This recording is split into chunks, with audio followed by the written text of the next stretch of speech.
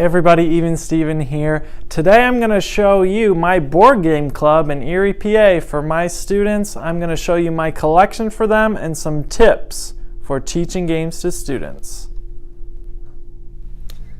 Okay, first we're going to go over shelf number 1, which has some introductory for games that kids might recognize from their own homes or from seeing at a store.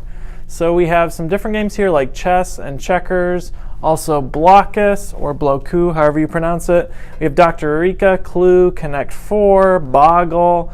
So these are some games that they might see and know the rules to already, so they can jump right in.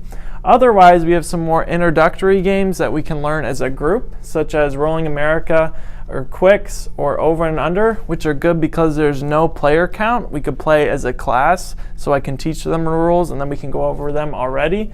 And then we have some nice quick games like Spot It, Sushi Go. We have a Scrambling States game that can help them learn their states. So some different light quick games for in those 10 to 15 minute situations we can get a nice game of kids and going together.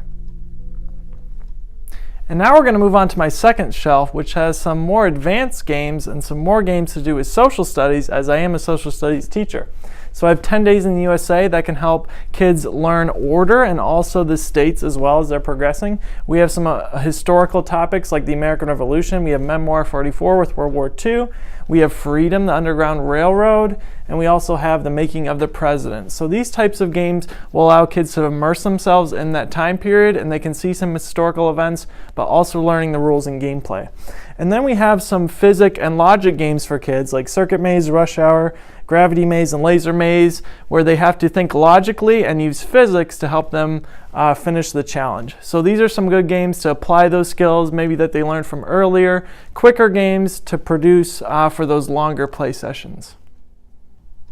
Hey guys, now that you've seen my collection, let me give you 5 tips I have for teaching games to students. First thing is to remember it's all about the community. A lot of times when kids come to my classroom, they don't know each other, so this gives them an opportunity to make a new friend and help them learn something together.